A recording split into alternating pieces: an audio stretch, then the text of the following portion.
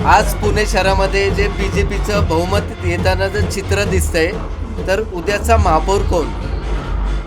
पप्पा पहिल्या दिवसापासून म्हणत होते की भारतीय जनता पार्टीच्या इकडे 120+ जागा निवडून येतील आणि त्यांची एवढी दिवसाची मेहनत इथे रंग आलेली आहे आणि खूप खूप लोकांचा विश्वास आम्हाला या भागातनं आणि अख्ख्या शहरातनं भेटलेला आहे आणि खूप मोठी स्वप्न त्यांनी ह्या शहरासाठी बघितली आहे.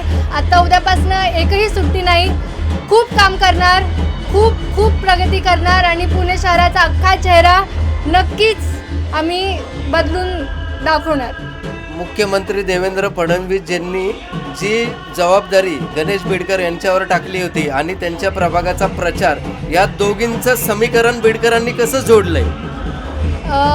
नक्कीच भारतीय जनता पार्टीची अख्ख्या महाराष्ट्रातनं जी लाट आपण ह्या भागात आणि अख्ख्या शहरातनं बघत आहोत ती माननीय देवेंद्र फडणवीस साहेबांच्याच आशीर्वादाने आहे आणि त्यांच्याच नेतृत्वाखाली अख्खी भारतीय जनता पार्टी, माझे वडील सगळे राबत असतात आणि खूप आनंद होतोय लोकांचा आपल्या भागातनं एवढा विश्वास बघून.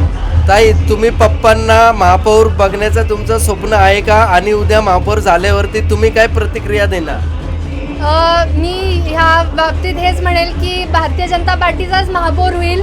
आता ऑफिशियली डिक्लेअर झालेला आहे आणि पार्टी जी काही जिम्मेदारी पप्पांना देतील, जबाबदारी देतील ते खरून उठतील, पुरून उठतील, हे माझा विश्वास आहे.